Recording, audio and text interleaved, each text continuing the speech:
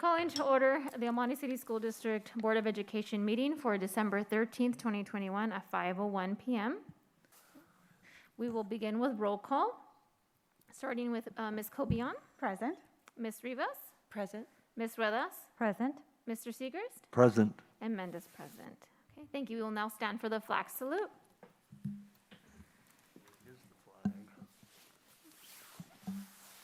you go. Put your hand over your heart, and you may begin.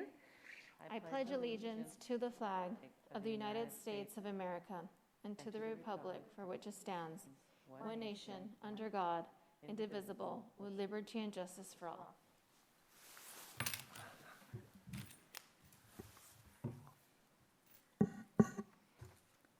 Next item, we have communications. Do we have any public or reading communications at this time? No? Okay. Then we will move on to board member communications, starting with Ms. Cobian. Thank you. Just like to start with happy holidays to everyone, and want to thank and acknowledge this district, the board members, and all the members of our school community who attended the Tamalata last week. It was a great community event, a great way to show support for students and to help raise money for college savings accounts and things for parents to be able to prepare their children for college. So just was really excited, and it was fun to see everyone out supporting that. And then secondly, I would just like to acknowledge all of the hard work that everyone has been putting in, our teachers, our staff. I know this is just an incredibly stressful time. We've made it through a very difficult and challenging fall, and just really want to acknowledge all of the work that's gone in to helping make students feel safe to learn and to be prepared in this very unique kind of school year. So I just want to thank everyone for that. Thank you. Thank you. Ms. Rivas? Thank you. Yes, echoing Ms. Cobian, happy holidays to everyone. And in talking to many educators, it's clear that people are really looking forward to a very well-deserved rest. And so I wish everyone a wonderful time with family and friends in the coming weeks. I did really enjoy serving on the delegates and attended those meetings prior to the AEC meeting, and I think we'll be sharing out more about our experiences with AEC later on in the meeting. But of course, thank you to the board for allowing me to serve as delegate, but also to the district for always supporting our growth as board members. Thank you. Ms. Ruedas? Thank you. Yes, good evening, everyone. And again, sharing the same sentiments and echoing on what my fellow board members have shared. Thank you so much to our entire school community. And we definitely wish you happy holidays, very well deserved.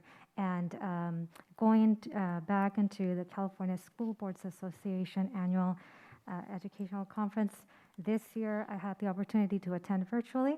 So I know that we'll be sharing a little bit more later throughout the evening. So I'm looking forward to sharing that. Thank you. Thank you. Mr. Seegerst? Yes, I was so delighted and proud that the El Monte Union High School District prepared a Posada drive-by. I felt like I was in Disneyland with all the wonderful lighting and everything that they did. It was really outstanding. And also on Saturday, my wife and I were fortunate enough to be invited to help pack 600 Christmas bags for needy families in the community. And I was told that our district participated very well in giving names of people that were in need of that. The people that came in, they got turkeys, a whole bunch of packaged foods, and even oranges and toys for the kids. It was marvelous. Also, Loxta held a hybrid event at Mountain View High School, which was really wonderful. And the food was outstanding. It was prepared by the kitchen at the Mountain View High School, the culinary arts kids, and the band was wonderful, and the singers. It was a wonderful event. Unfortunately, I did have some complaints about something. Some of the schools are telling me that people are double parking when they're picking up their kids. And I understand why they want to do that, but sometimes they got to be really careful. It's kind of a dangerous thing to do. When it's raining, obviously you don't want your kids to get wet, but double parking is dangerous. I would like to congratulate our superintendent and her wonderful executive secretary for setting up everything for CSBA. It worked like a clock. Everything was perfectly done. I had no problems getting into anything, but one complaint about the CSBA convention, there were so many wonderful workshops to attend. It was like, which one of these 5 should I go to? Shall I go to that one, or that one? But it was a wonderful event. And I really appreciate our district staff being able to weather through this pandemic challenge, which isn't over, it's still going on, but the fact that it's probably the most difficult time in school ever, and any district has ever faced, and our district has really shined in that. And I do get a lot of positive comments from not just parents, but grandparents, cousins, uncles, aunts, and family members about the wonderful work our staff does. Thank you. Thank you, Mr. Segrist. You're welcome. On my end as well, happy holidays. And I know the time between Thanksgiving and Christmas is always a tough time for teachers, right? Students are anxious, teachers are anxious for the holiday. So I always appreciate that the work that everyone is doing during this time.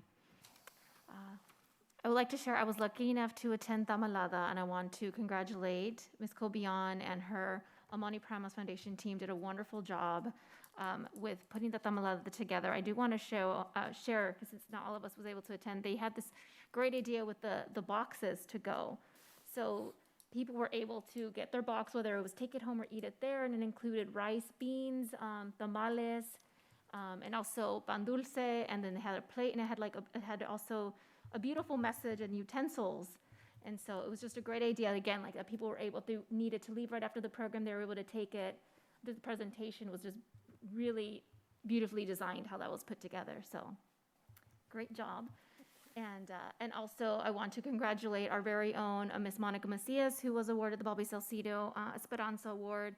She gave a great speech. She just really, obviously thanked her family, thanked her community, and you can see the heart and the emotion that she put into her speech reflected the type of teacher she is. So I just want to congratulate Ms. Monica Macias for that.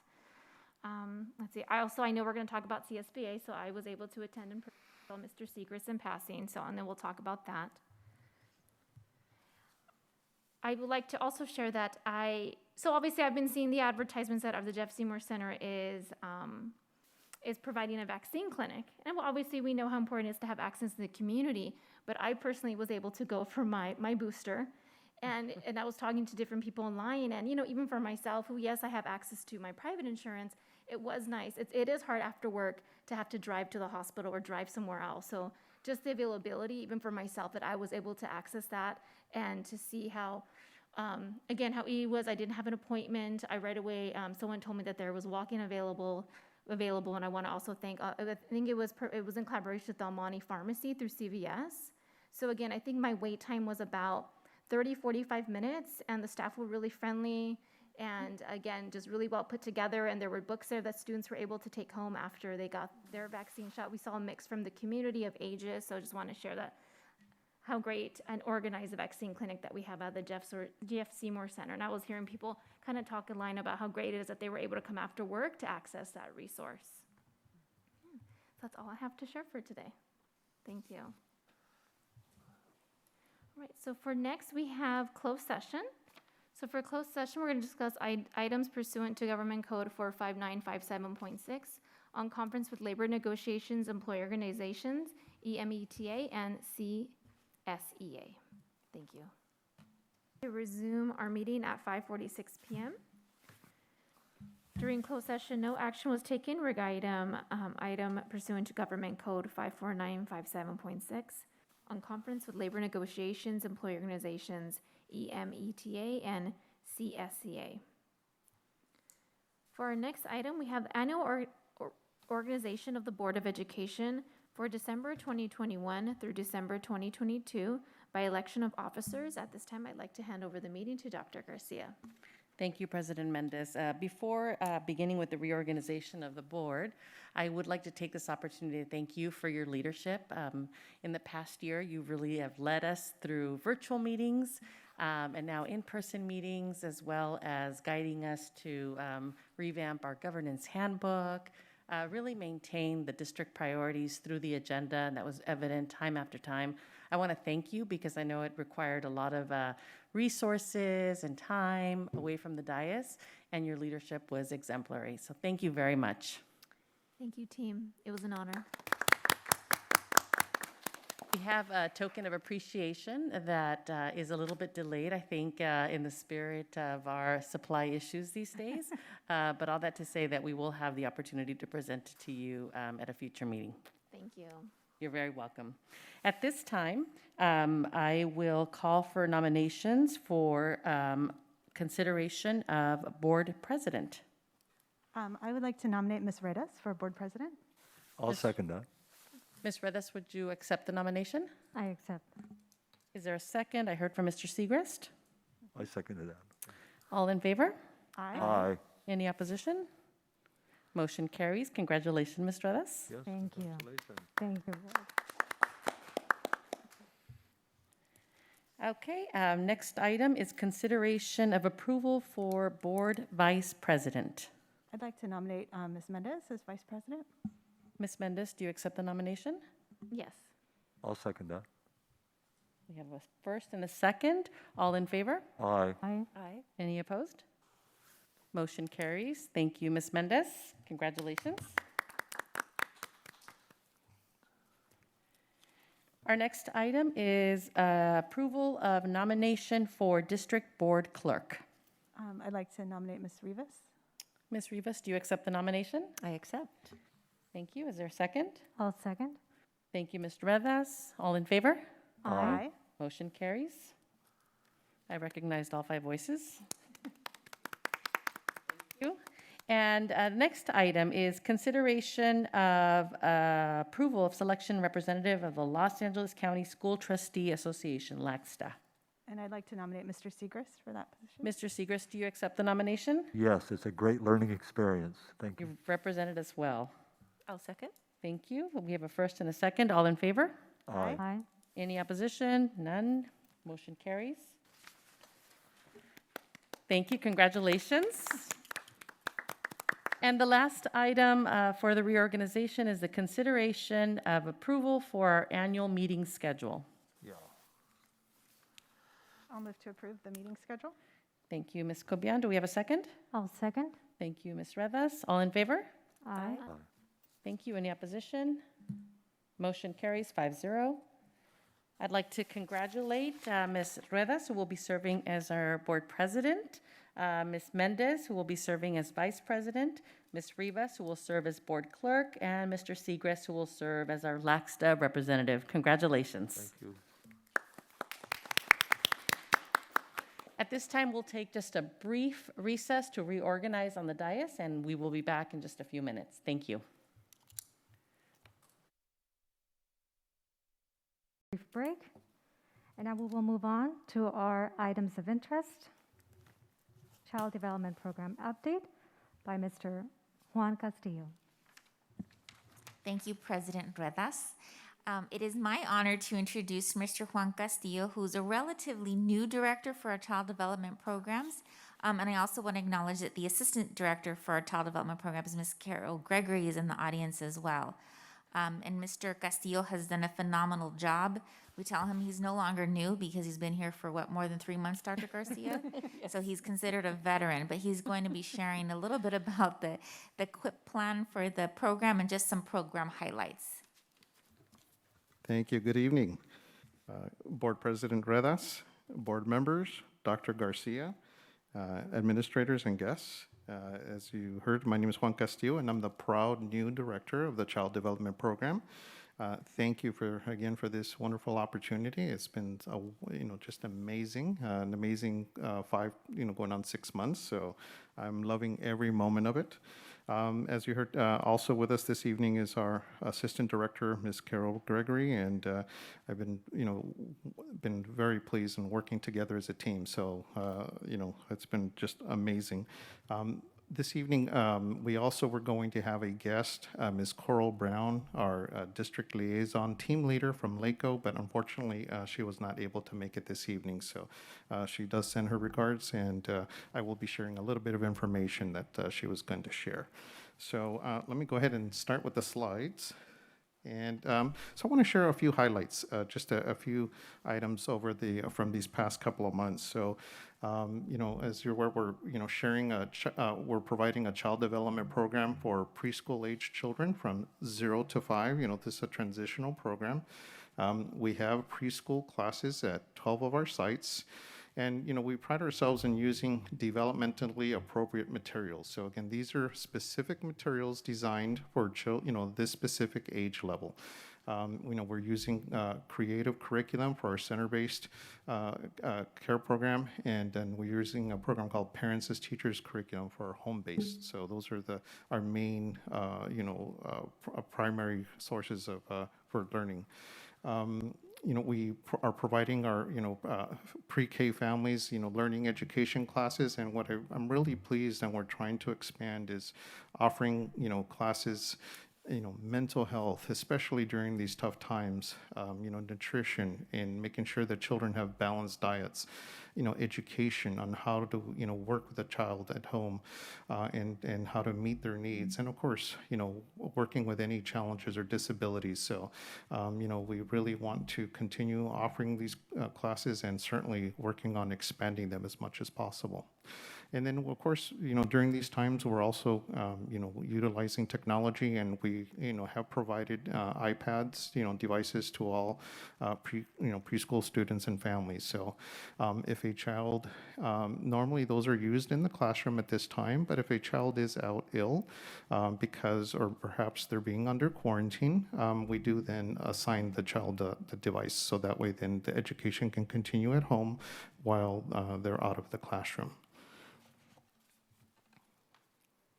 So just an update on personnel. Of course, key staff members. Again, I joined the team in July 1st, so it's certainly again been a pleasure. I was very pleased that we were also able to hire a registered nurse, Mr. Miguel Carrillo, former Head Start employee. I believe he was a family services associate, so he worked closely with the families. And he went back to school and got himself, furthered his education, and came back now as a registered nurse. So we're very proud of him, and also I believe he still is in the community. So, great addition to our team. And also recently we just brought in a registered dietitian, Mr. Matthew Miley. He did work within the LA County area, so we're very pleased that he has many years of experience in the registered dietitian area and also in health. So again, another great addition to the team. And I'm also very excited, we're excited that very soon we're planning to begin with a new mental health facilitator. So key area that we're working on, mental health. And again, we've gone through the interview process and hope to have that person start maybe perhaps even later this week. So we're just kind of waiting on clearances. So very, very excited about these, key positions that we've been working on. I'm also very proud to share that in looking at some of our data that, our enrollment continues to increase, even though it may be slight, but, we need to, really look at the positives and build on what we have. And, looking back at some of the data from September to October, we did increase in, each of our areas, Head Start, State Preschool, Early Head Start. And I kind of listed there just some percentages, and where you see the word slots, those are like spots, right? Student openings, students, spots, slots. And certainly, we tend to have a bit more in the Head Start area because it is the bigger program. In the month from October to November, again, we did increase additional student enrollment.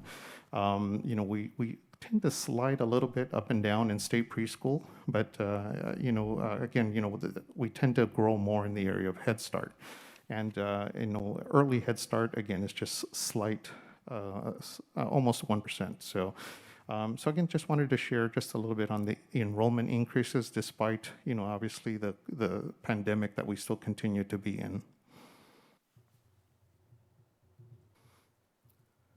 We're very excited to introduce now some new playgrounds. These have been it's been a while in the making. These were, funding was approved before COVID had hit.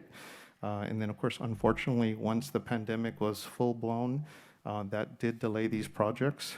They did kind of come to a stop. But, we're very pleased that we've been pushing forward, and now we have these beautiful licensed playgrounds, and there are these, following sites. So we're very excited that now, children are allowed to use them. And they're just, if you could see those smiling faces under those masks, I think you'd be smiling along with them. So, we're all very excited. I'd like to get on them too. So, if I had a chance. This is a very important year where we have a federal program review called FA2, or the Focus Area 2. It's part of a 5-year cycle, and this is actually year 3. But this part of the review is pretty extensive. It's going to give us an opportunity to share or show off our high-quality program to the reviewers, our federal reviewers. And certainly what we want to demonstrate is that our students are what we call school, we're building on school readiness. They're ready, and, TKK, we're ready to move on to first grade and build some strong readers, right? And children that are, well-grounded in the area of STEM, science, technology, engineering and math. So those are the areas that, we want to prepare our students. We focus on our Head Start performance standards. We're doing a lot of discussion, a lot of meetings with our team. We're doing a lot of document reviews, making sure and inputting a lot of data, making sure that records are complete. And again, that all services are being provided that have been identified, and that we're following, as listed, uniform guidance, and of course, everything within the Head Start Act. On the right-hand side of this slide, you'll see that here are the main areas that are being reviewed, the 6 areas, and that's in program design and management, education and child development services, health, family and community services, fiscal, and then eligibility and recruitment, what kind of refers as ERSI, but it's kind of attendance, enrollment attendance. So those are the main areas. And also, I do know that there may be an opportunity for 2 of our board members, Ms. Mendez and Ms. Cobian, to participate in some interviews. So we will work with you in preparing for that if we are actually identified as one of the agencies that's being reviewed. So more to come on that. And there'll be some training that we will share with you. We're very pleased to announce, this was just an announcement that was made last week, that one of our own teachers, Ms. Arlene Lujan, will be recognized as our Head Start Golden Apple winner for 2021-22. So, we're very excited for Arlene. And just a few words of background on her. She's been with El Monte City School District for 30 years. And she certainly has worked at multiple sites within our program, so she's kind of gotten around and worked at different locations. Some of the things that, certainly makes Arlene stand out is that she teaches with enthusiasm, helps children to take every opportunity to thrive, promotes acceptance, kindness, caring, and introduces problem-solving skills. So for children in a safe environment. So again, we're very proud of Ms. Lujan, and she will be recognized by the LA County Board of Education on January 11th. And certainly, I'm sure there's going to be a few more details that will be coming out. We're not sure if it'll be virtual or in person, but we'll provide those details. So that'll be coming up soon. And then I'd like to share just some information about a document called the Quality Improvement and Monitoring Support Plan, the QIP. This is in the area of human resources, HR. And this is the piece that our legal representative, Ms. Brown, wanted to share with you, just some thoughts. And I believe you have a copy of the document because it is kind of small text, so you can certainly refer to it. So the QIP, basically, again, it's the reason it was developed is because when there's a change in administration, in this case, new director, myself, LACO works with the school district in creating a guide, some major points to focus on. Basically, it helps in developing the new director's priorities for improving staff engagement, operational effectiveness. Also discusses the new orientation process, the meetings, and also identifies a new training that's called the Director Institute. So these are all supports that have been developed in order to support, again, new director. And I have to share that based on the meetings that we've been having with our LACO team members, we've been receiving some very positive feedback. They can see evidence of collaboration. They see that we're reaching out when we need support and assistance. They call that technical assistance and training. They have shared some very positive, again, feedback, and certainly we have more areas to grow in, and we will continue. But again, very positive, and we've been very pleased with the direction that we're going in. There'll be, of course, more updates at a later time. And I'd just like to say that I have found the new Director Institute to be, wonderful.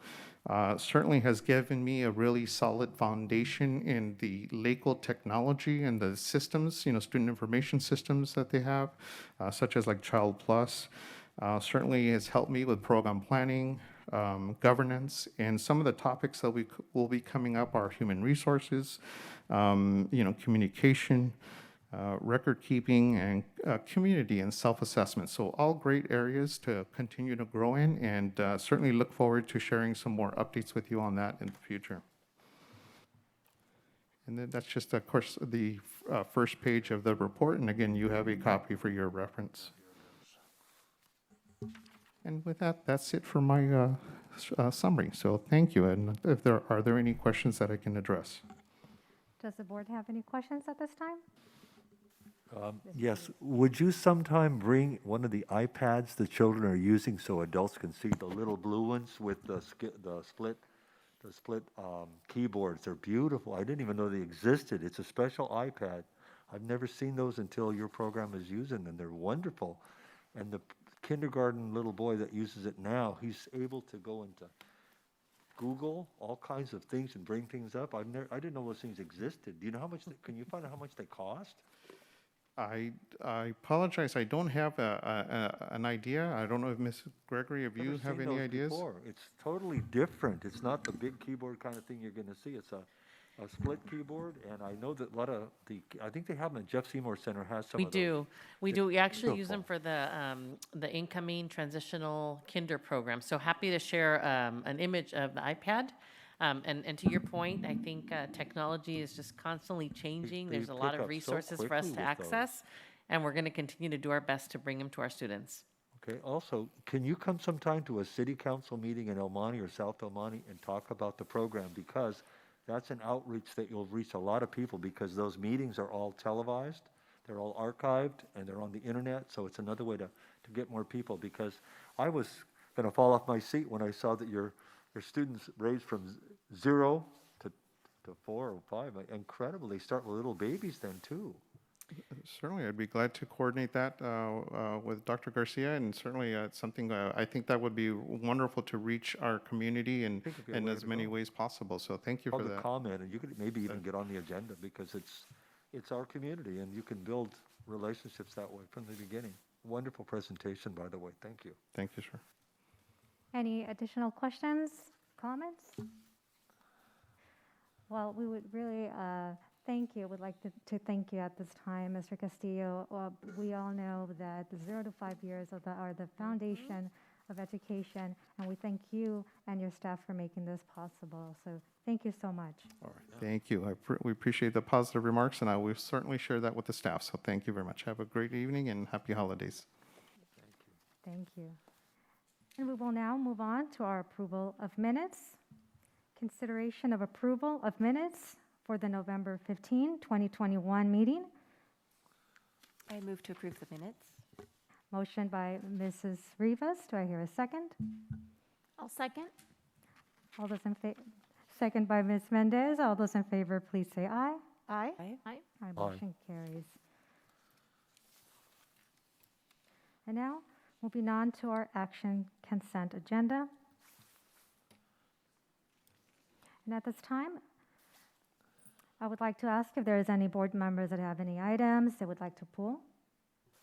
Number 1.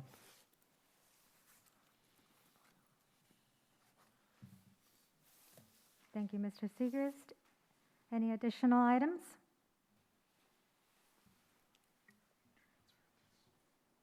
Okay. Hearing any other? Is there a motion to approve the action consent agenda? I'll move to approve the agenda minus item 1. Thank you, Mrs. Cobian. Do I hear a second? I'll second that. Second by Mr. Segrist. All those in favor? Aye. Aye. Okay, now we'll go back to item number 1, Mr. Segrist. Yes, concerning item number 1 in credit cards, I haven't given up my quest to find some bank that will give back rewards, because when I looked at my Costco reward coming back for $300 on my credit card, maybe the district could find one if it's out there somewhere. I know Mr. Ed has been looking, but they're not easy to find. Okay, thank you. Wonderful. Thank you, Mr. Segrist. Do I have a motion for item number 1? I'll make the motion to approve. And do I hear a second? I'll second. Second by Mrs. Cobian. All those in favor, please say aye. Aye. Aye, motion carries. And now moving on to our action section.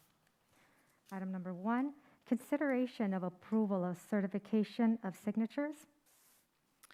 President Ruedas and governing board members, after the board reorganizes once a year, we bring back this item for approval of certification of signatures, and this is then submitted to LACO as our official document for reorganization. Thank you, Dr. Garcia. Do we have a motion for this item? I'll make a motion. Motion by Ms. Mendez. Do we have a second? I'll second. Second by Mrs. Cobian. All those in favor, please say aye. Aye. Aye. Aye, motion carries. Item number 2, consideration of approval of purchase orders. President Ruedas, members of the governing board, before you is the November 2021 purchase order report. We have 187 purchase orders listed on that report, totaling $1.9 million. I'll highlight some of the major items on the report. We have a purchase order for $849,000 with the Bank of New York. So this is the final debt repayment for a loan that we took out a couple years ago. So we're finally debt-free. That's always good news. That's a final debt payment on that. We paid it off a little sooner to save on the interest rate. We also have a purchase order with Data Impressions, purchasing 2,000 touchscreen Chromebooks, $708,000. The funding for that purchase came under the Emergency Connectivity Fund grant that we received. We applied for it a couple months ago. We purchased the first 3,000 units back in July or August or so, and we have upgraded our TK through second grade students. This funding came about from the American Rescue Plan that President Biden signed back in March of 2021 to help close the digital divide. So we had some funds remaining in the grant, and we're moving forward with the purchase. The deadline to receive all the materials and supplies is June 30th. So we put in our order now, and hopefully it'll come in the next few months. But the supply chain is a little impacted at the moment. So we wanted to make sure that we did not have to forfeit any of the funds. So, and another order I would like to highlight is an order that the Child Development Department has put in with Apple, $46,000. We purchased 140 iPads. So infusing more technology in the hands of our students and staff. Thank you, Mr. Herrera. Is there a motion to approve item number 2? I'll make a motion to approve. Mr. Segrist, is there a second? I'll second. Second by Mrs. Cobian. All those in favor, please say aye. Aye. Aye. Any discussion? Aye, motion carries. Item number 3, consideration of approval of the 2021-22 first interim financial report. Thank you. So we have Ms. Margaret Lamb, our Director of Fiscal Services, who will be providing the Board of Education and all of our community members in attendance. So today, an overview of our first interim financial report. As a reminder, we're required twice a year to bring this required report to the board. in December is the first interim, and you'll get another budget update in March called the second interim, along with, in June, we bring the adopted budget. And when we close out the books every year in September, we bring the unaudited actuals. So I'll turn over to Ms. Margaret Lamb so she can give us a closer look at our financial picture. Good morning, good evening, board members, Superintendent Garcia, members of the cabinet, and members of the public. Tonight, I'll be presenting the overview of the 2021 first interim. As question arises through the presentation, please feel free to ask them. This is just a list of common acronyms that we'll be discussing during the presentation. Just like in June, this is the picture that we presented. This is the budget cycle. Right now, we're in the first interim report in December. This year is a little bit special. Outside of the budget cycle, there are a lot of program plans that went to board and that was approved by the board, and there'll be some more coming up in early next year. So some of those plans included the extended learning opportunity and in-person plan that we submitted in June together with the LCAP and the budget. Last October, the ESSER 3 plan funding also got submitted to the board. Last November, the Educator Effectiveness Plan was presented, and it's up for approval for this tonight as well. And then what's coming up is the LCAP supplement presentation that's going to happen around February. And then what's not in the timeline yet is the Extended Learning Opportunity Program, which is an additional funding from the enacted budget. But the guidelines that just came out probably like less than 2 weeks ago, early December. So we're still working on timelines. From what we're hearing, there's no deadline, but a 3-year plan has to go to the board. So what's the interim projection, right? As a result of AB 1200, which was created to ensure that district is adequately prepared to meet its financial obligation, not just for the current year, but for the 2 out years as well, the district is required to do a certification on its financial condition. So there are 3 types of certification. Positive, which means the district would close out the year and the next 2 years with a positive fund balance. Qualified means the district may or may not complete the current year or the 2 out years with a positive balance. This requires a little bit more scrutiny and modest intervention. And then the last one, which is hopefully we don't get there, it's a negative certification where the district will not complete either the current budget year or the 2 out years. So this one requires aggressive corrective action within the district. Tonight, we're presenting the first interim financial report to be submitted to board is a positive certification. So what are the different funds that are included? So outside of the general fund, the district has a lot of other funds. We have a total revenue with general fund and other funds of 177 million. And a total expenditure of 178. This shows you that the district is deficit spending, and we're trying to address that as we plan for the future.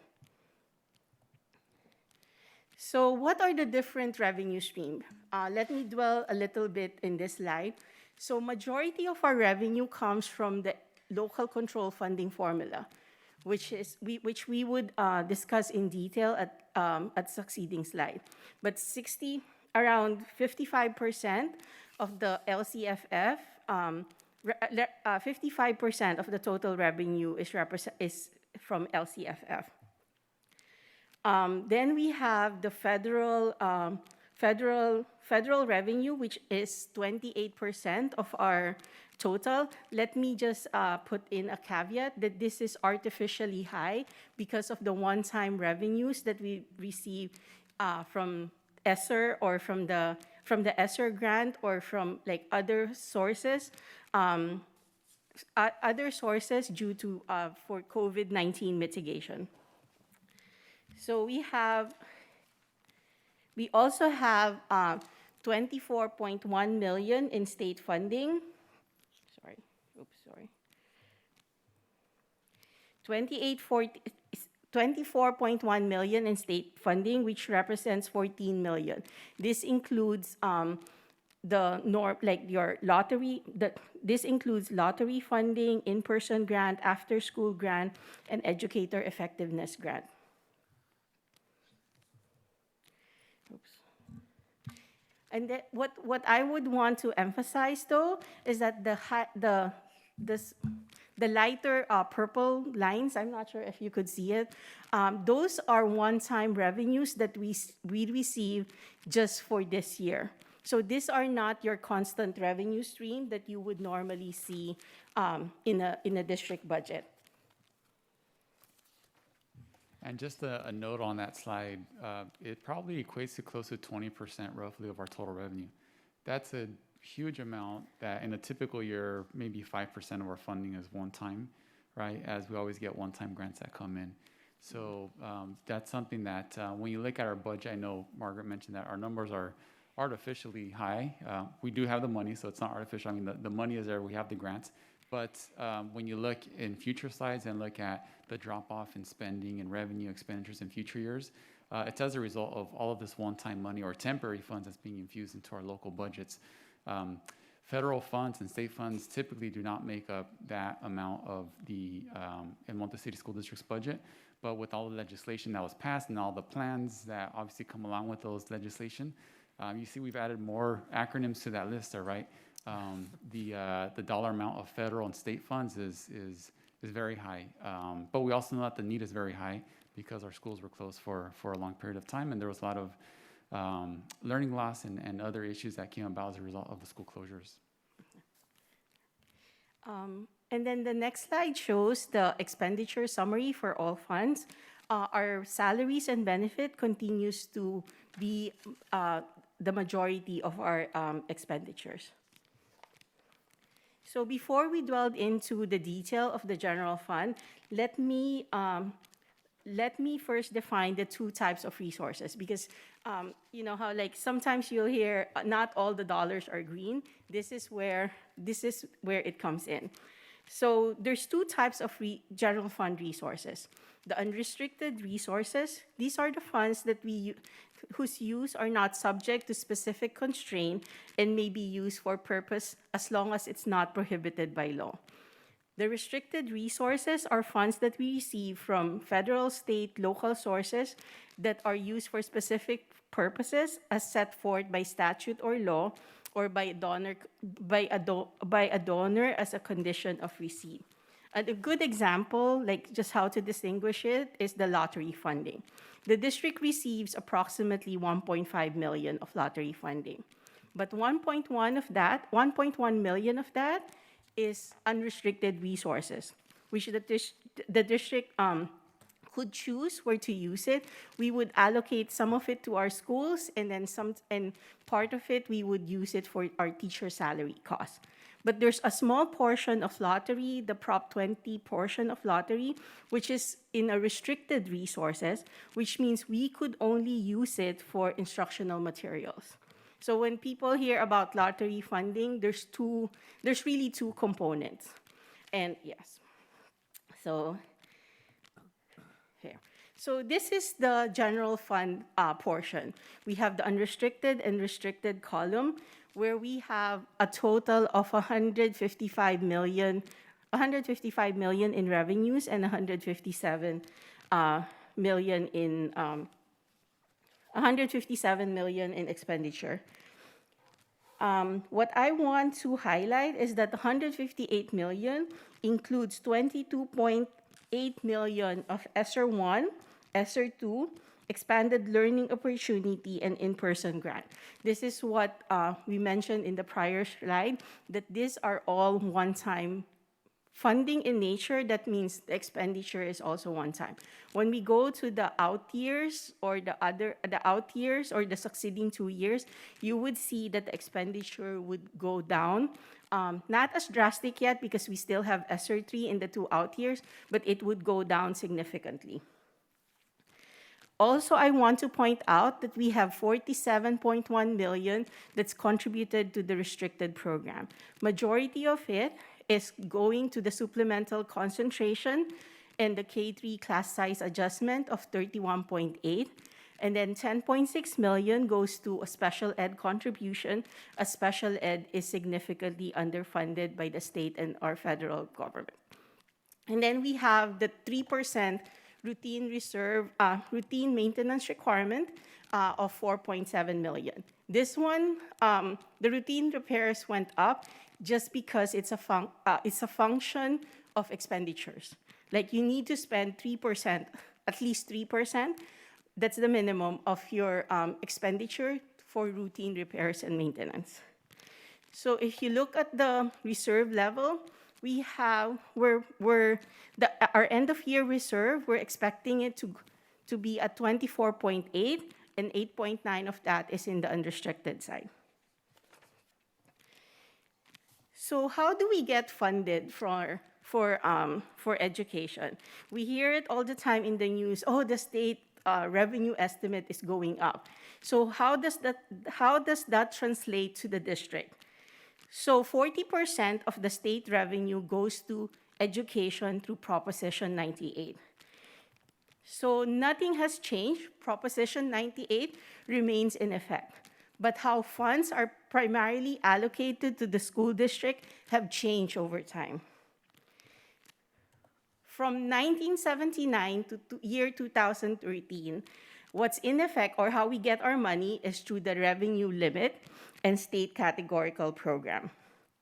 This formula came about from basically two really main events in education.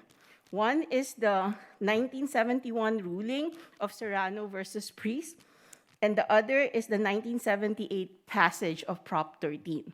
And for 40 years, the revenue limit formula didn't change with, just a little bit tweak. And then in 2013, fiscal year 13-14, local control funding formula got enacted. It is a significant and historical shift towards a simpler, more rational, and equitable school finance system. The new law aims to improve outcomes by providing resources to meet education needs of low-income students, English learners, and foster youth. This also provides more autonomy to the local district by giving them flexibility over how they choose to spend state funding. So over 50 categorical programs got rolled into the local control funding formula. But of course, there's a catch, right? In exchange for greater flexibility, school district must provide greater transparency to local communities on how money will be spent by producing a 3-year spending plan called the Local Control Accountability Plan. That's why when we adopt the budget, normally it goes hand in hand with the adoption of the LCAP. So this is the original formula for the last 8 years. The last 8 years has been just having it fully funded. Before, in 2013-14, the state needed around 17 million to fully fund the new formula, and they were successful in fully funding it in fiscal year 18-19. So the last 3 years, we've been fully funded, and then for the first time, after 8 years, with the enacted 21-22 budget, they tweaked the formula again. This is significant just because if you think about it, revenue limit has been there for 40 years. And then just after 8 years of LCFF, they suddenly changed the formula again to the betterment, I would think, but it's like they probably learned their lesson and did not wait 40 years before they changed the formula, right? So what was changed in the LCFF formula will go to the succeeding slide. So just to have a review, the LCFF formula, we would receive funding based off of all our ADA, and they call it base grant. In addition, we would receive funding for our unduplicated count, which represents our low-income, English learner, homeless, and foster youth. Sorry, excuse me. And then we would get 20% per ADA base for the supplemental grant. After that, if you're a district which has UPP that's above 55%, you'll get 50% per ADA on top of your supplemental grant. This is the formula that's in effect from 2013-14 to 2021.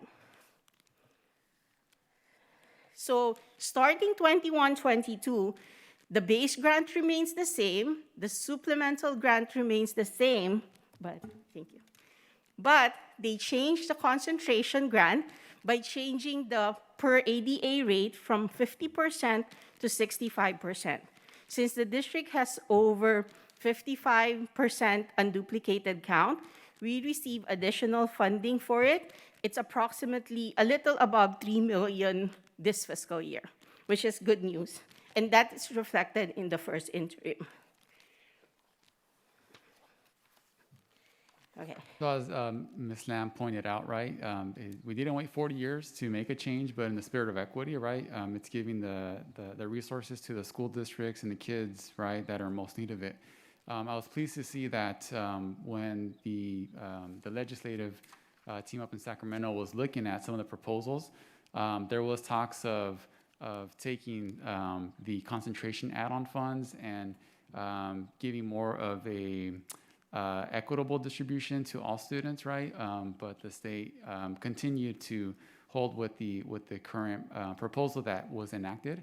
And so I know the board has been doing a lot of work in looking at equity and seeing how we can make sure that our practices reflect what our vision is as a Board of Education, as a school district. And I was pleased to see that the state as well seems to be on the same page as us as it pertains to the funding and how it's being distributed out. So that was it was something that was up in the air back in May between June, but the final enacted budget did come through, and it's set in stone. Again, they can always change the law from year to year, but I don't necessarily see that happening. Right, this is the first time in 8 years that LCFF was changed.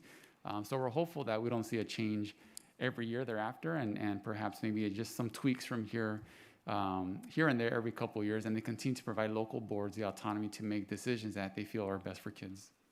Yes. So the next slide just shows you the per pupil or per student rates for base grant, supplemental, and concentration, with concentration increasing from the June numbers. What I want to point out also here is that the base grant included a TK grade span adjustment. This is just an item of interest just because the state is implementing the Universal Transitional K program. And the implementation is starting next year. One of the change that they're making is that for transitional K, our K3, our K right now has a 24:1 class size ratio. So with transitional K, the new requirement starting next year would be a 12:1 adult to child ratio. So that significantly is we would need more adults in the classroom for the transitional K classroom. So we reflected the cost on that, but there's no revenue yet in the first interim that's reflected. This is because the state has not come out yet on how they're going to fund it. But what's interesting to note is that right now, just to give you a little bit editorialized, it's like the TK to 3 grade span adjustment does not fully fund the district's 24:1 class size. We would augment it with other resources in order to fund it. So imagine if it's TK, so we had to add 7 FTE, or we're planning to add probably around 7 FTE for next year. This would mean an additional cost with the revenue still uncertain. So we're waiting, and hopefully in the January governor's proposal, we would get definite answers on how this is going to be fully funded. So This is the multi-year projection. As I've mentioned, the district is required to present not just a single-year budget, but the 2 succeeding out years as well. Please note that we project to see a decreasing trend in the district reserve as we go through the next 2 out years. In 22-23 and 23-24, the out-year projection also assumes a switch from unrestricted to restricted.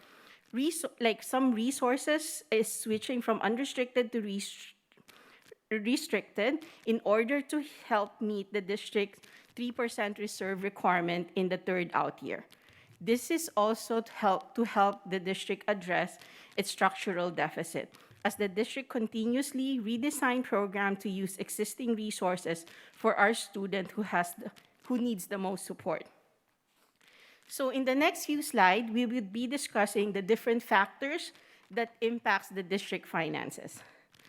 The first one is the enrollment trend. We constantly, I think like everybody hears about declining enrollment, and historically, we have a declining enrollment trend of 3% annually.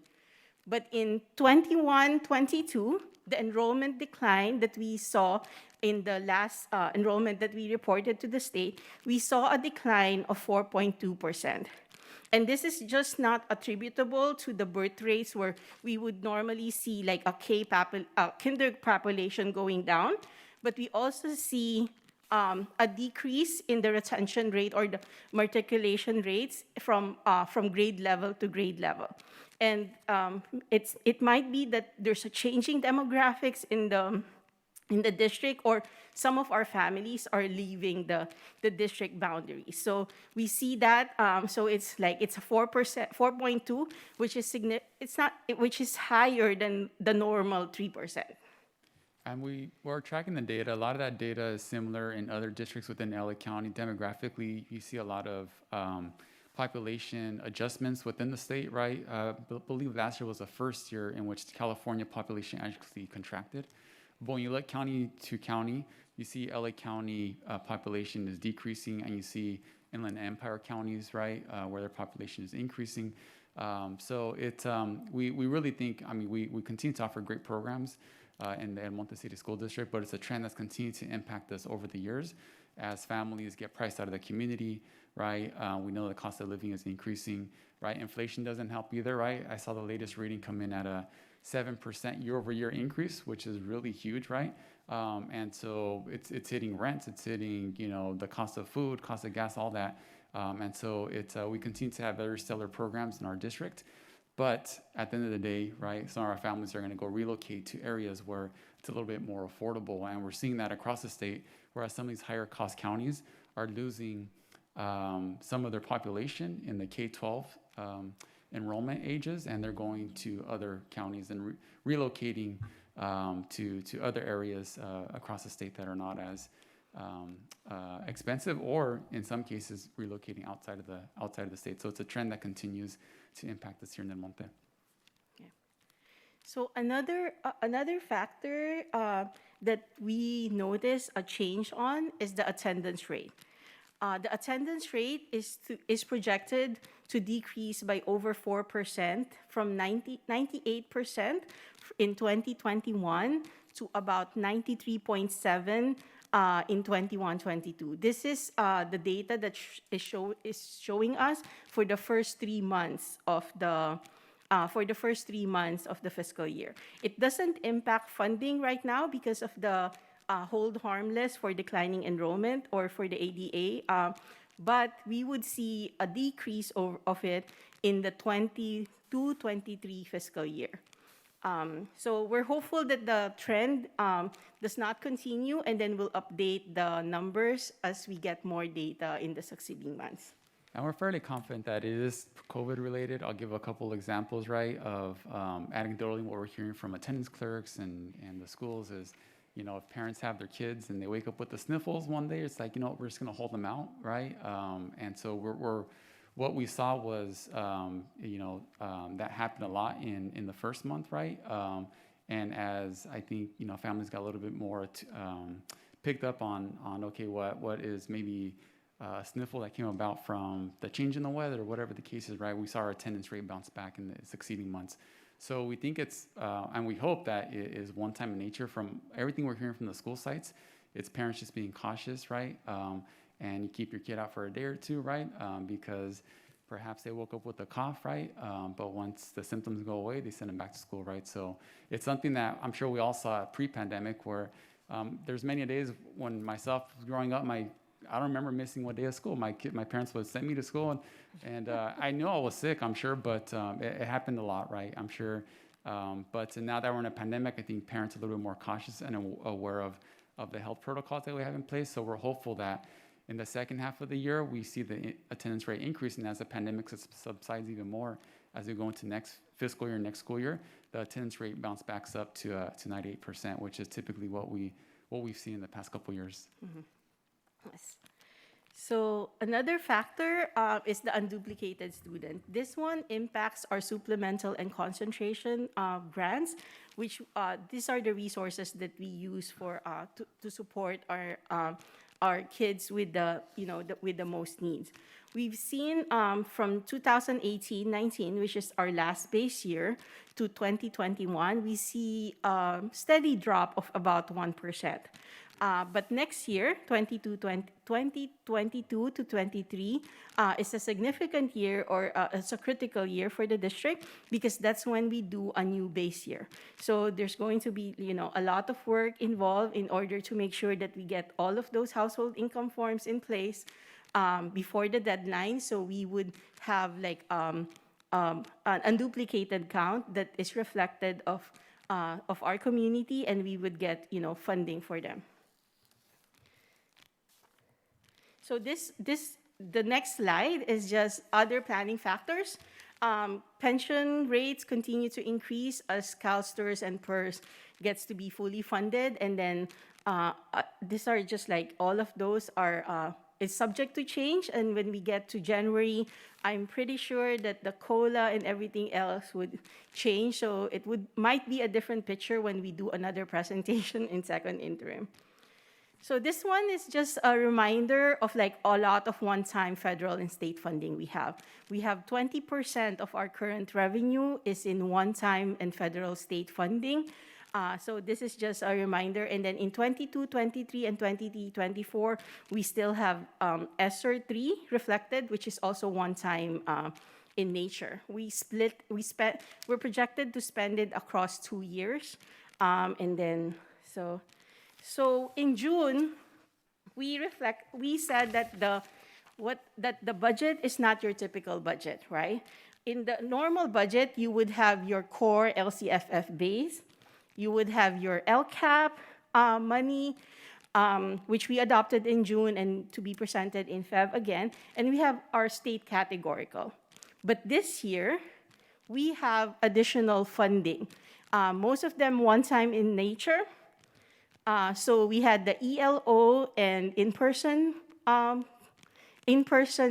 instruction grant, and we have the ESSER. These two layers of funding is given to us to mitigate the impact of COVID-19. But on top of that, on top of this funding, we also have the educator effectiveness and the extended learning opportunity program. This funding came about from the state enacted budget, and this is not COVID related at all. It is a funding that the state is giving school district in order to transform schools. So, which is a good news because they're giving priority to school transformation. They recognize that, schools need to change. And what's good is that the extended learning opportunity program, as it is written right now, is supposed to be ongoing in nature. So for transforming school, they did provide, to give state its due, they did provide some ongoing funding, which is which for the district is around $6 million a year. So this is the resource plan, and then as I end, let me just bring it back, right? The interim report tells us that the financial picture as of a point in time.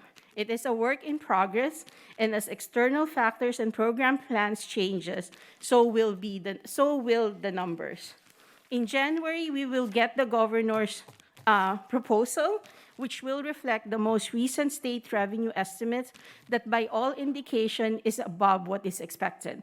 The last LAO report projects that there's a good chance that the collection from state revenue would exceed the 170 billion assumption that was made in the 21-22 budget. The last LAO report is estimating it to be at 8 to 30 billion. So it translates to approximately 12.4 increase in the education funding, which is around 11.6 billion. Just to give you an example, the last LAO report is indicating that there might be a possible COLA that is a little above the 5% range. So we would incorporate all of these changes based on the governor proposal in January, and we would give you an update in the second interim. And as I end my presentation, I have this long road ahead picture. As I end my presentation, let me bring it back to the question, so what does this report tell us about the district? Or what does it mean to the district? As a person who loves numbers, I could see numbers tells a story. So what story does it tell us?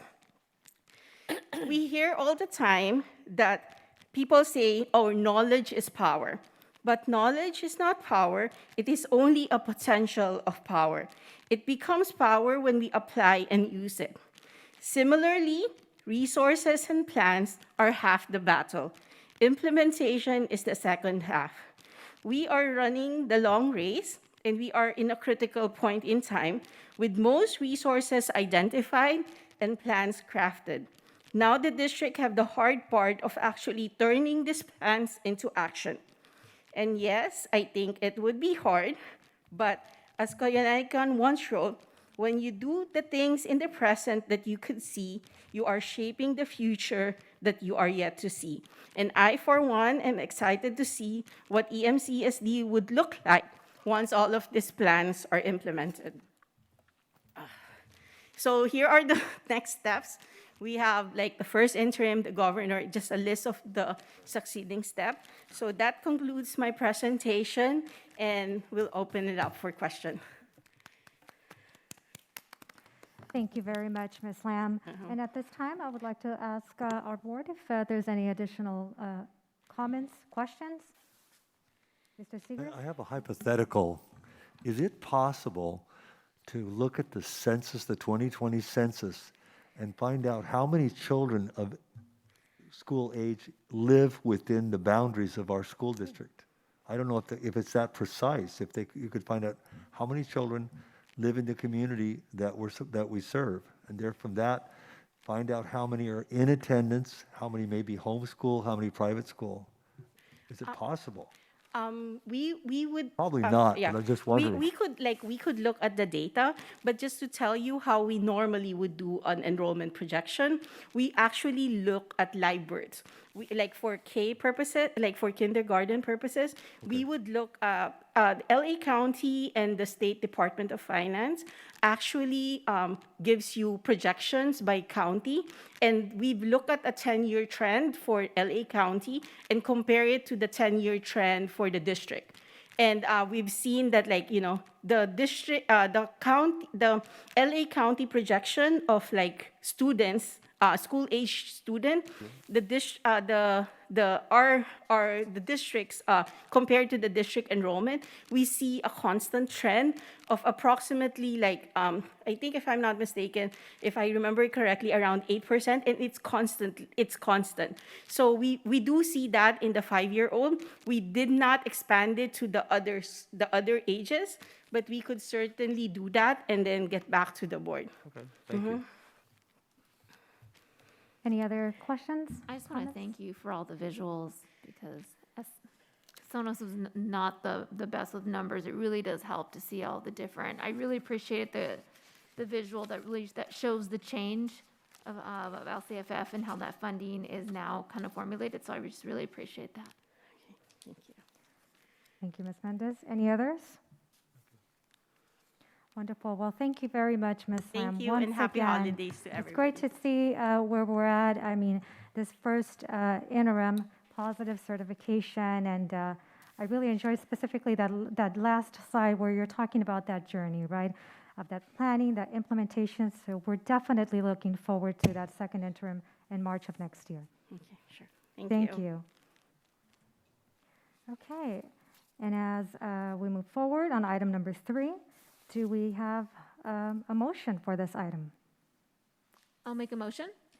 Motion by Ms. Mendez. Is there a second? I'll second. Second by Ms. Rivas.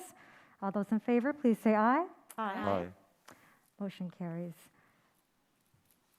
Item number 4, consideration of approval of educator effectiveness block grant. President Ruedas and members of the governing board, at the last November meeting, I had the opportunity to present to you the draft of our educator effectiveness block grant. And like Ms. Lam said tonight, it's just one little puzzle piece in the puzzle that I promised you, you're going to have a lot of plans to approve this year. But tonight before you is the approval of the plan, which has to be approved by December 30th of this year.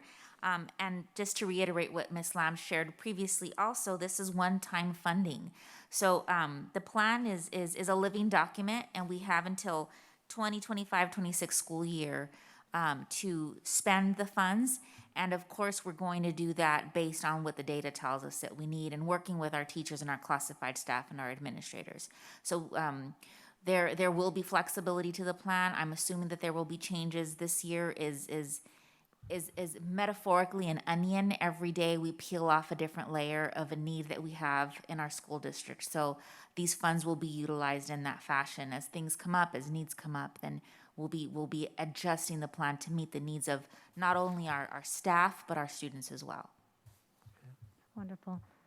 Thank you, Ms. Castro. For item number 4, is there a motion? I move to approve item 4. Motion by Ms. Rivas. Do I hear a second? I'll second it. Second by Mr. Segrist. All those in favor, please say aye. Aye. Aye. Aye, motion carries. Number 5, consideration of approval of second reading of revised board policy 0470 COVID-19 mitigation plan. I move to approve this item. Is there a second? I'll second. Second by Mrs. Cobian. All those in favor, please say aye. Aye. Aye, motion carries. Item number 6, consideration of approval of second reading of revised board policy 3516.5, emergency services. I move to approve this item. Is there a second? I second. Second by Mrs. Rivas. All those in favor, please say aye. Aye. Aye. Aye, motion carries. Item number 7, consideration of approval of second reading of revised board policy 4131, staff development. I move to approve this item. Is there a second? I'll second. Second by Mrs. Cobian. All those in favor say aye. Aye. Aye. Aye, motion carries. Item number 8, consideration of approval of second reading of revised board policy 6120, response to instruction and intervention. I move to approve this item. Is there a second? I second. Second by Mrs. Rivas. All those in favor, please say aye. Aye. Aye, motion carries. Item number 9, consideration of approval of second reading of revised board policy 6164.4 and administrative regulation 6164.4, identification and evaluation of individuals for special education. I move this item. Is there a second? I'll second it. Second by Mr. Segrist. All those in favor, please say aye. Aye. Aye, motion carries. Item number 10, consideration of approval of second reading of revised board policy 6164.41 and administrative regulation 6164.41, children with disabilities enrolled by their parents in private school. I move to approve this item. Is there a second? I'll second. Second by Mrs. Cobian. All those in favor, please say aye. Aye. Aye, motion carries. And item number 11, consideration of approval of second reading of revised Board Policy 6164.5 and Administrative Regulation 6164.5, Student Success Teams. I move to approve this item. Is there a second? I second. Second by Mrs. Rivas. All those in favor, please say aye. Aye. Aye. Aye, motion carries. Our next section, discussion session. Item number 1, CSBA AEC sharing. Who would like to begin?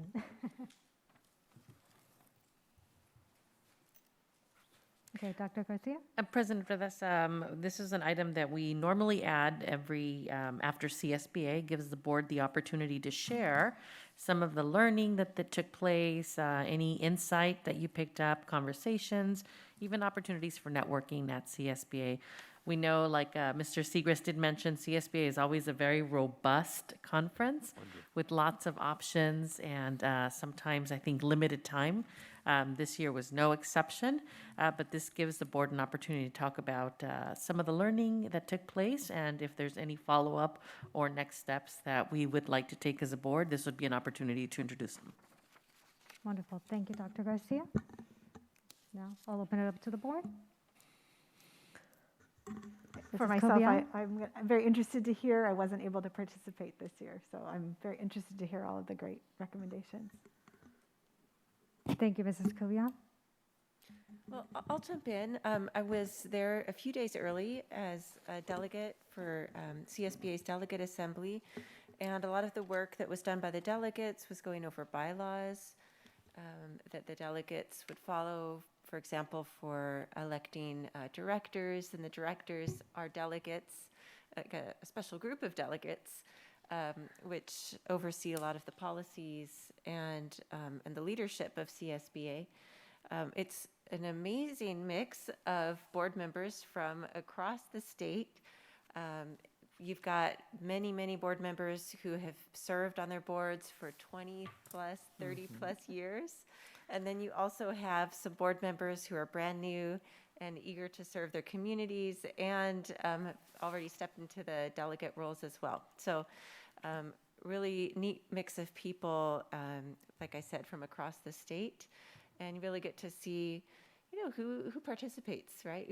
Who's just, it's a sampling of people that make up California School Boards Association. So, of course, CSBA does wonderful work, and they always give reports to the delegates on what they're doing as far as lobbying goes, or the action that they're taking in court cases as well. So it's always just an informative event. CSBA also does a great job passing along that information to all of us members by email and newsletter. So I'm sure that your inbox is full, just as mine is, of updates from CSBA. Then as far as the AEC goes, we were so excited to hear from Dr. Victor Rios again. We had the pleasure of hearing him speak at the beginning of the school year at our district, from this very room, actually. And so to see him on the big stage sharing with school board members across the state was, of course, very inspiring, and he did a book signing as well. I attended a couple of sessions that I'll share with you about really briefly. There was an equity session that I attended that looked at equity movements throughout history, and the presenter actually brought in artifacts from history that were, I'd like to say fascinating, but really actually deeply moving and even really difficult to see, particularly as related to the history of slavery in this country. But a very informative presentation where the presenter, he shared artifacts, and he shared wonderful information on slides, but then he had a panel of school board members interacting with that as well. So he would present a question to the audience, and we would we would think about it, but then we got to hear some school board members interact about those questions as panelists. So really a wonderful presentation, interesting format as well. Another presentation or session that I went to that was, I think, worth commenting on was one on parent engagement. The presenters were actually from a different county, not from LA County. And they did a wonderful job, but I actually walked away feeling like, oh, we're doing actually really pretty good work here. The work that comes from our liaison program and from our Jeff Seymour Family Center is really outstanding. And I felt like we were kind of hitting all the nails on the head as far as the tips go that they were sharing at that session. Wonderful. Thank you, Mrs. Rivas. Mr. Segrist? I always defer to the ladies, but I'll try to read this very quickly. I attended the legal seminar, which was incredibly informative by DWK, by the way, our own people that are our legal counsel. They noted that there's a requirement to redistrict under the CVRA. Other districts have already started it. PCC has, Rio Hondo, I believe Rosemead has started the redistricting, and the high school district is redistricting. If we don't do it, we're going to be receiving a letter from an attorney, and we'll pay about $30,000 because it's a requirement. Also, they pointed out that we're required, no, they just said it's a good policy to continually review our hiring policies to ensure that we avoid making the qualifications so high that people look at the application and see, I can't meet that, so I'm not going to apply. That's the thing to look at. They said we should also avoid in-house only hiring because it tends to tell the public that we practice nepotism, which is not true, but that's the perception out there, maybe. At our board meetings, they said this is important. We need to always include a brief announcement just before the public comments to tell people they're limited to 3 minutes, they're not required to provide their name or contact information, and that we're not supposed to respond to comments back to what they're saying. And unfortunately, some boards do that. Also, they said that you have to be very careful if you cut a speaker out without letting them say what they want to say. You may decide to stop them. If you do that, you just might face a First Amendment violation. And they told me that there are people that are appearing in city council meetings, board meetings, purposely trying to incite the board taking action, or they're going to take action against the board for a First Amendment violation, which can be very costly. They also said if you have maybe 20 people out there going to speak on the same thing, in order to make it useful, you could actually say, would you invite having a spokesperson for the group, 1 or 2 maybe? Okay, I attended one of the workshops. There were so many to choose from. It was on digital technology. The Torrance Unified School District has a good neighbor policy. They notify parents directly by emails, not just a calendar, but directly by emails when there are important events in the district and around the community, when they say they have a great response to that.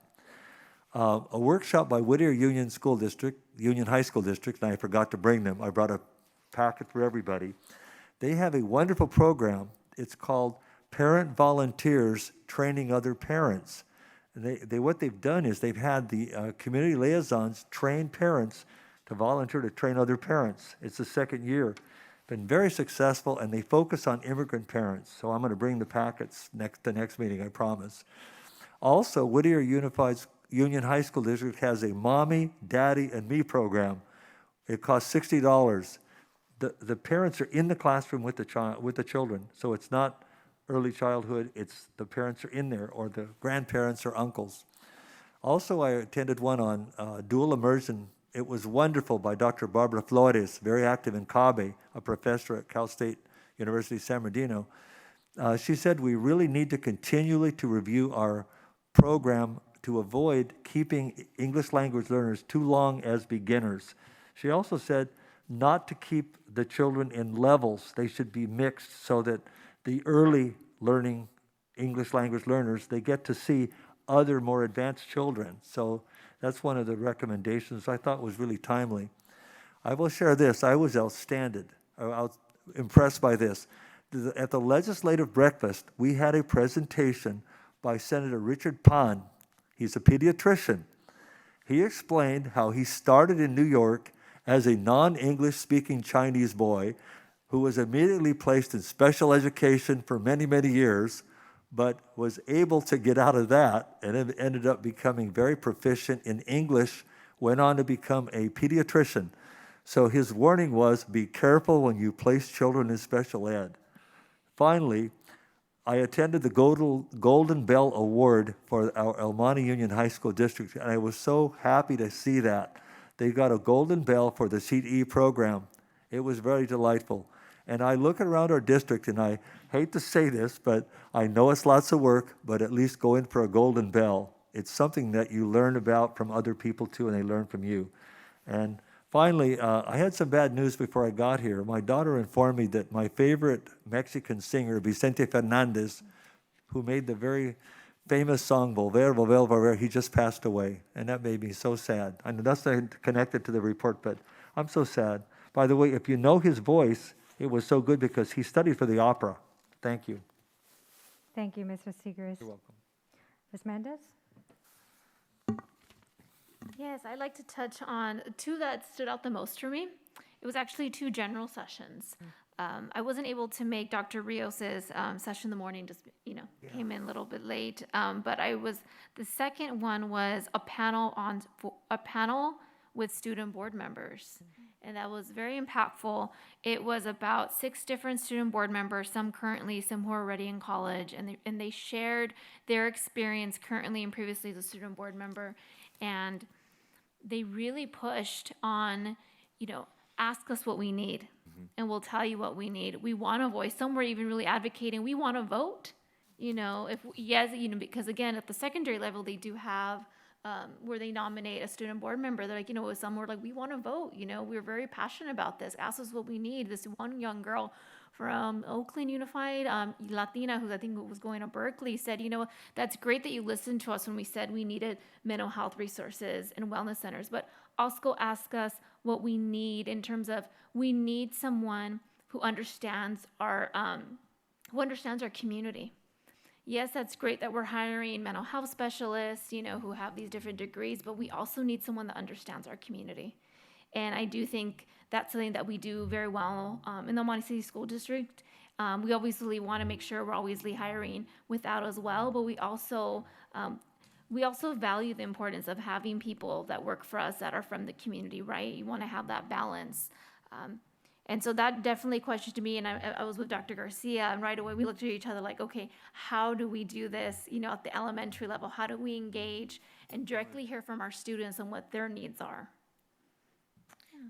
And then shortly after, then what did you Mrs. do? Castro received a text message from me Prompt. saying, how can we really include the student voice in the work that we do? Because, I think something that really stood out is that you had kids, not kids, really young adults, right, who were so eloquent.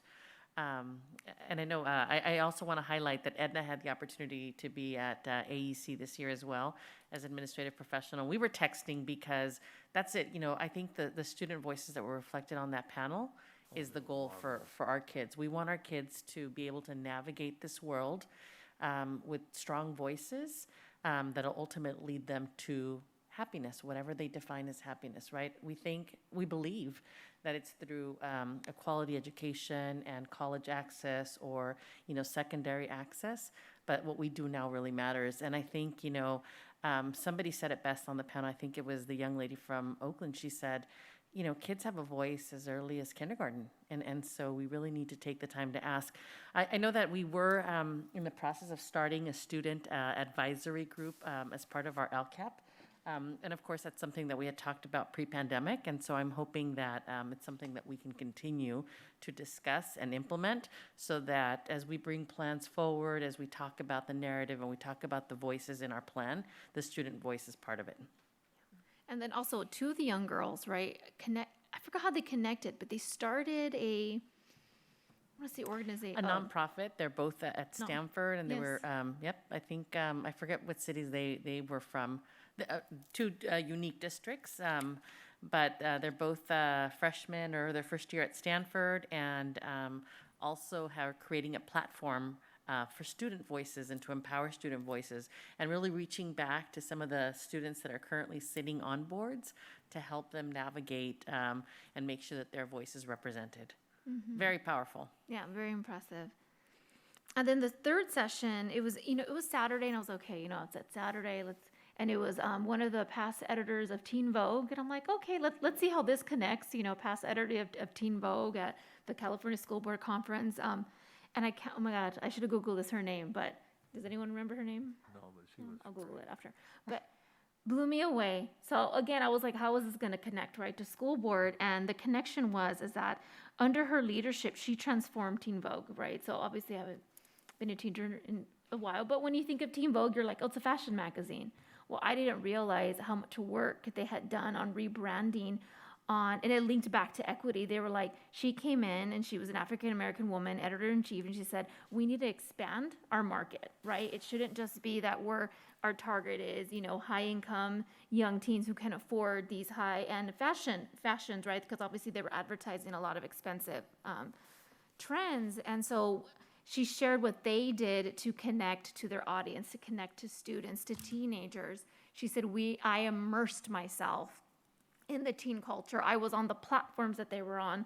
I was watching the music videos that they're watching, listening to the music. She's like, I don't know who Selena Gomez was, but I was like, if we're going to expand our market and rebrand our magazine, we need to again connect to our audience on what they're listening to, what they care about. And she said, and what we found was they care about social justice. They care about the environment. They care about politics.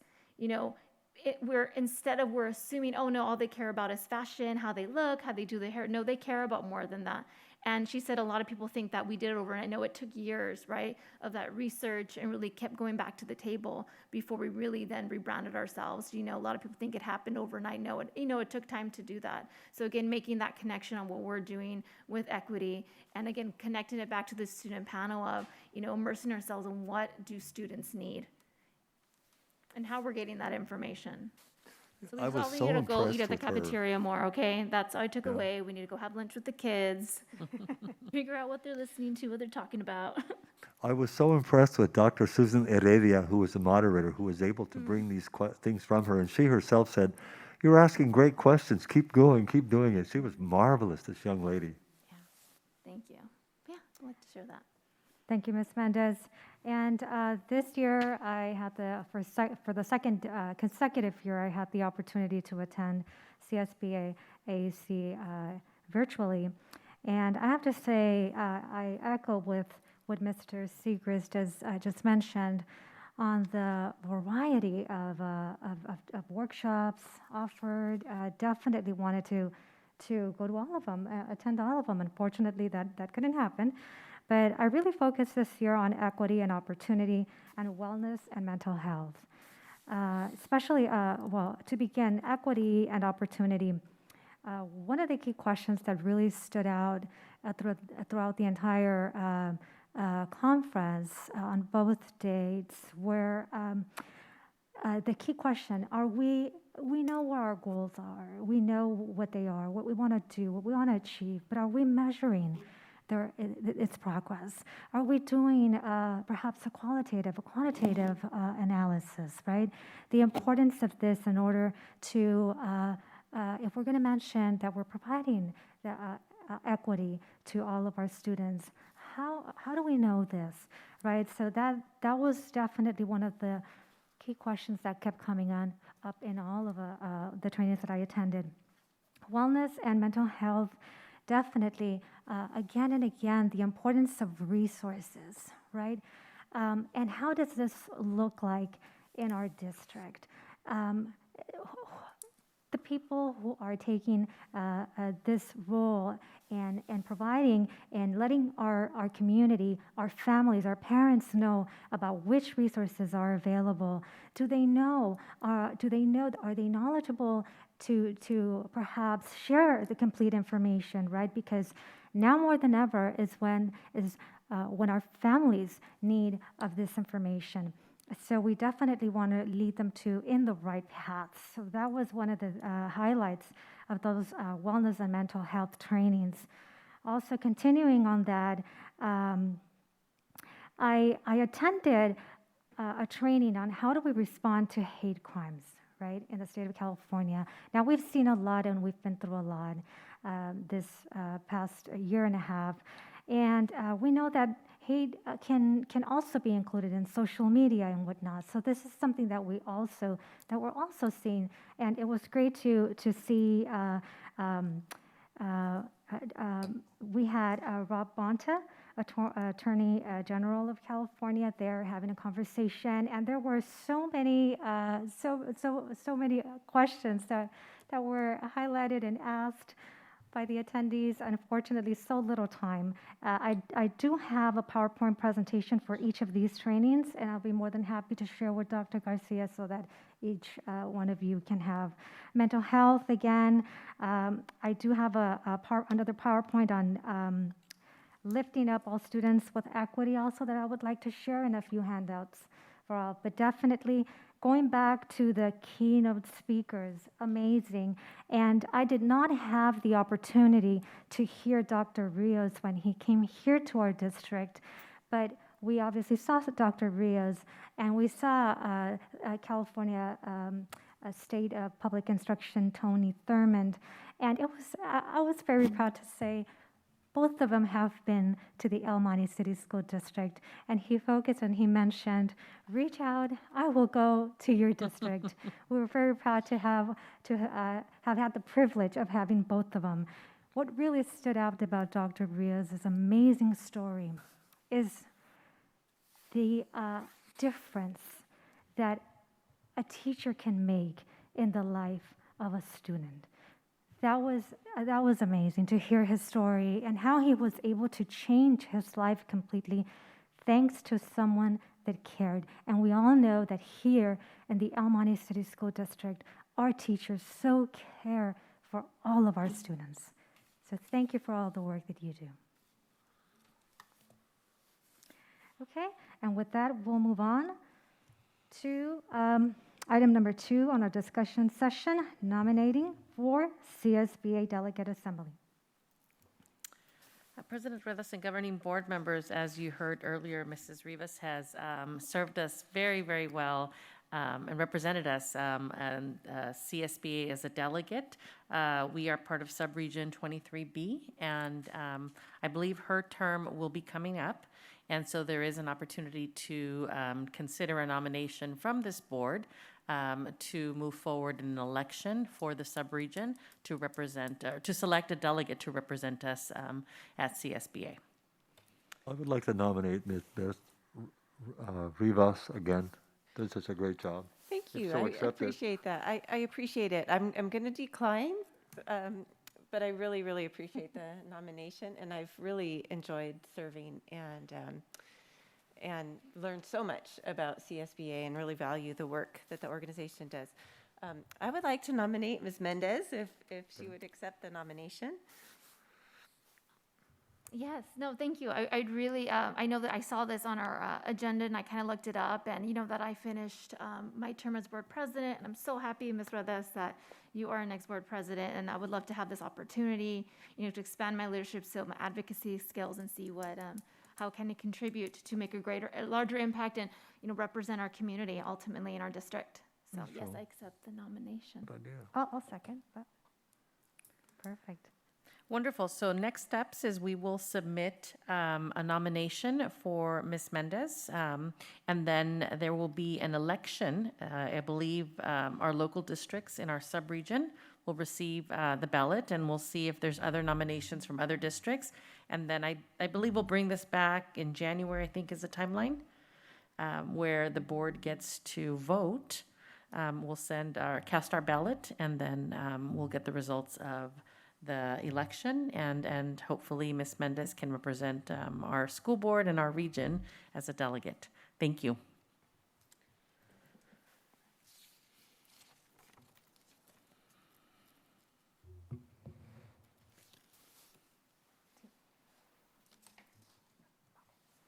Perfect. So now we'll move on to item number 3, cabinet reports.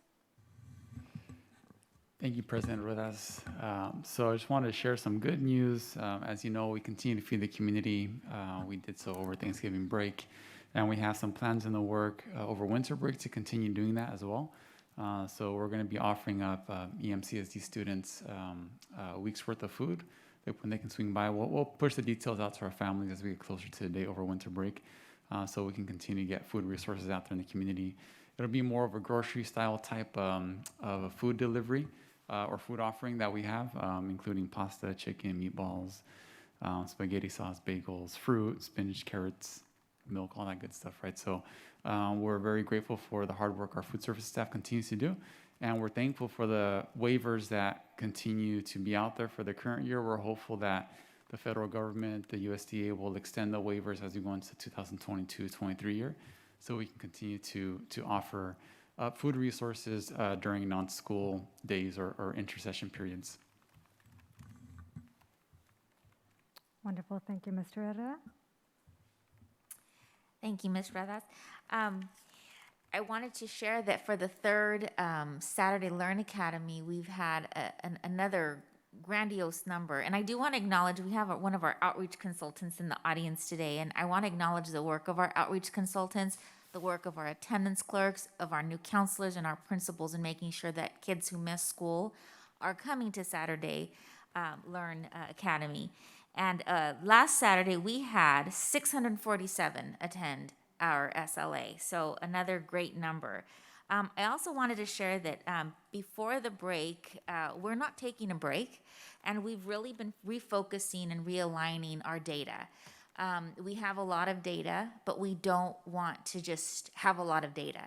So we've been very strategic in assisting the principals in looking at the data and making very strategic planning with their instructional groupings and their next steps in instruction, so that when we have the results of our second diagnostic, which is happening now, when we come back in January, we're putting all of that into action. So we're really not wasting any time.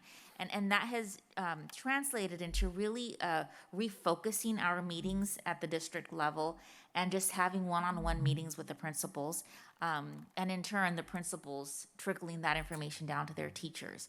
So we've been doing a lot of strategizing, a lot of grouping, a lot of linear thinking, a lot of analyzing and disaggregating data. So I'm really excited to share that direction. We talked a lot about helping the principals have a focus. There's so much that's pulling on them right now. So I think that our place as directors and assistant superintendents is really to help them have that focus, so that we are up and running as soon as we get back. No time is being wasted. Thank you, Mrs. Castro. I just wanted to share some information with the board. Over the course of the last few months, I've been sharing various COVID updates, right, in regards to vaccination clinics and testing and so on. We've shared our policies and procedures through various presentations at the board. In the last few weeks, we've had a visit to all 14 of our school sites from the Los Angeles County Office of Ed, Los Angeles County Department of Public Health, I apologize. Their STAT team, which is their School Technical Assistance Team. So not necessarily a compliance visit because you were doing something wrong, but yet a division of the Los Angeles County Department of Public Health that comes out to take a look at everything you're doing, provide suggestions, recommendations, and so on. And so I visited all 14 sites with the 2 representatives of them, of the Department of Public Health. They reviewed all of our policies, both district-wide and at school sites. They reviewed all of our procedures, made sure that we had all appropriate documentation displayed or available, reviewed our website as well. I shared links for that. And then they physically walked campuses where they looked at the offices, looked at our isolation rooms, the PPE that we have available, our process for entering and exiting, our spacing, our barriers, our staff lounges to ensure that they're appropriately spaced as well. And they gave us recommendations. And I'm pleased to share that we received the official reports.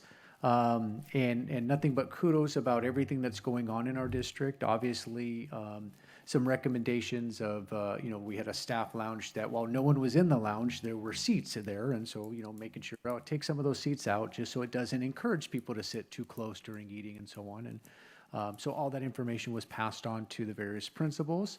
But again, just wanted to share that, the work that we're doing in terms of trying to ensure safety for our students and our staff, and then even our visitors that come on was noted by the school technical assistance team, and praises were given for the hard work that's being done.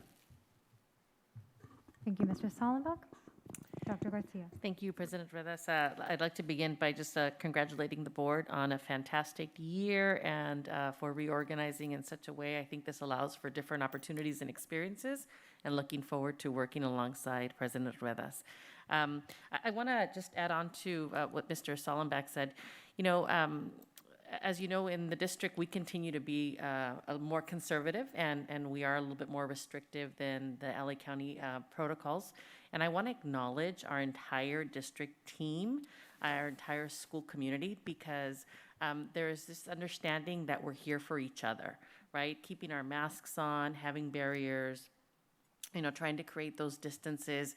It's a lot of hard work, but we're doing it for, the safety of our overall community. And it's an entire community effort, and I just want to acknowledge how wonderful our school community has been, because it hasn't been easy. So I think, a visit from the Department of Public Health acknowledging those efforts is tremendous. And we're just going to continue to say thank you over and over to everyone, because our district just continues to go above and beyond. I want to acknowledge Arlene Lujan, who is a Golden Bell Apple. I know Mr. Castillo shared that information earlier in his presentation. It's a tremendous accolade to be recognized by the LA County Board, and so we'll definitely make sure that we celebrate Arlene, and I will pass on congratulations to her on behalf of the school board. And also, I know that this was mentioned earlier, Monica Macias is the recipient for the Bobby Salcedo Esperanza Award, another fantastic educator, and it's just wonderful to see our people highlighted for their work. I know that, this is a wonderful time of the year, and it's also a time of giving and celebrating, the way we work with each other. I'm very grateful for El Monte PD. They put on a wonderful event on Saturday that really helped to distribute some resources to our families. Also, our Savior Center is going to continue to do some of the work to distribute resources. And ERA is also selecting 500 families in this community, and we're going to be sharing some information tomorrow with our school community to help support that effort. I'm happy to say that here at the district office, we've collected over $3,500 to donate to ERA, and we're going to extend that invitation to our larger school community to participate. So be on the lookout for an invitation to put together some baskets and to share of the blessings that have come your way. I also want to acknowledge that we are very passionate about providing resources to our families, and so we're going to continue with vaccine clinics. I'm sure you've gotten some of our parent score notifications where we open up the invitation for the vaccines, and within minutes, we do have a tremendous outpour from the community. It shows that there is a need, and we're going to continue to make those resources available, just like we've continued to make our meals available to families as well during the breaks. I'm very proud of that work. It's above and beyond, and it's just, again, I think it really emphasizes the way we all support one another. Lastly, I want to acknowledge Mr. Castillo for his first presentation to the board. Thank you very much. And I also want to acknowledge Mrs. Lamb for her presentation to the board, always very thorough. Both of you, tremendous job, and I know that you stand on the work of your departments, and we're just so proud of the work that you do. And also take this opportunity to wish everyone a happy holidays. I know that it was said earlier at this meeting that the break is coming at the perfect time, because it has been just this tremendous lift, right, to keep our students safe and to really continue to stay focused. And so I do want to take this opportunity to wish everyone happy holidays and enjoy the break. It's much, much needed and deserved. Thank you. Thank you, Dr. Garcia. And now we'll move on to our number 4 item, future discussion items. Are there any items that the board? Yeah, I'd just like to do a reminder. I know this was discussed in November, but we had discussed, taking a step back, in terms of our equity work and taking the time to engage in a book read, right? So reading, Dr. Garcia had purchased the book for us, Shattering Inequity, so I know we made that commitment to do that, and that Our subcommittee would then create guided questions so that when we do have a study session, we could then engage in a book review, our little book club with those guided questions. So just a reminder that we had discussed that in November, November. I have a few Ms. Rivas? items myself. But first, I do want to also thank the presenters this evening. Thank you very much. After you speak, we don't really have a lot of opportunity to just give our thanks for the work that you do. And it's so apparent when you're speaking that there's wonderful teamwork within your departments, but also just among the broader district community. So it's just a picture of how nicely things really are functioning. So thank you for that. And I also wanted to thank Ms. Mendez and congratulate Ms. Redas on being our new board president. Ms. Mendez, you served us so well. You kept us focused on our governance handbook. You took what we were learning from books about good governance, and you just really guided us in a direction to always keep our policies in mind and our protocols, and you really paved the way, I think, very nicely for this next year. And Ms. Redas, I'm really looking forward to your leadership as board president. And a couple of things for just future consideration for our board. I also have, as you were mentioning, Ms. Mendez, really have equity on my mind. I have in my notes here, just as we're talking about the AEC conference that we just attended, let's talk about brilliance, right? Our wonderful guide who's been working with us on equity conversations with our board, that's just always a common theme that she talks about, right? Every child is brilliant. Have you ever met a kid who isn't brilliant, right? So I look forward to, also in the spirit of Dr. Rios's presentation, right? He says, let's not talk about, let's not approach our kids with a deficit outlook. Let's look at them as assets. So let's talk about brilliance and how can we expand the way that we understand the brilliance of our students. Looking forward to equity conversations coming up in this next calendar year. A few of our very consistent volunteers, people who live in the community and have been faithful volunteers for years and years in the community, have spoken with me recently about their desire to continue to serve in the schools. So I would love to open up that conversation as well. And then, Ms. Mendez, when you were talking about student voices and what you were hearing at AEC, I think that would be a wonderful topic of conversation in the future as well. Perfect. Thank you, Ms. Rivas. Mr. Seegers. Yes, persistence pays off. This morning at church, after I was the reader at 8 o'clock, Mr. Lujan, who's the leader of the Vietnamese community, he again said, will you please bring to the board the possibility of beginning a dual immersion program in Vietnamese? I did my checking, and Cal State Fullerton does have people that are credentialed enough to teach a bilingual program, Vietnamese and English, and also Tagalog and also Hmong. He reminded me that a person I know from Monrovia enrolled his daughter in the dual immersion program in French in Pasadena Unified, and a number of people have enrolled their children in dual immersion programs in the many language academies in Glendale. And one of the pluses beyond the children learning two languages is it would also help increase or answer the problem of declining enrollment, because Mr. Lujan assured me that there are people who have children that want to learn Vietnamese and keep it alive in their family that live in other districts that would come here. So it's already open to that. Number two, CSB is promoting a very interesting, for the first time, program called Coast to Coast back in Washington, D.C., where they are encouraging CSB people to go back to Washington, D.C., meet with the Department of Education and the state and the U.S. senators and Congress people directly with them and say, this is what we need, please help us. Number three, a lot of people are asking me, when do they get to go back into the classroom as volunteers? I know the COVID thing is still on our minds, but these people are really willing and able to go back into the classroom and help with our children. And I think you can't beat a tutor there one-on-one with a child. I had tutoring when I was a kid in school, and it helped me a great deal. So hopefully we can entertain, at some point, we can get them back into the classroom. Thank you. Thank you, Mr. Segrist. You're welcome. Okay, and going back to CSBA and the amazing workshops, on one of them really stood out. And as we all know, we've been promoting self-care, which is definitely a need, especially now with our teachers. But here's that key question.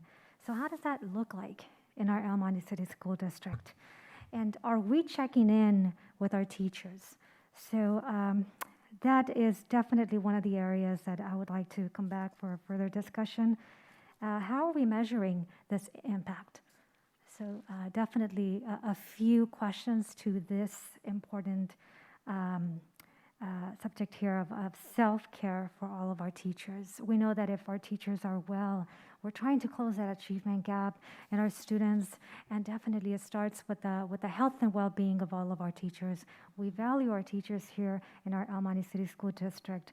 So definitely self-care was a huge highlight at CSBA. Thank you. Okay, and with that, we will go ahead and now adjourn our meeting at 7:34.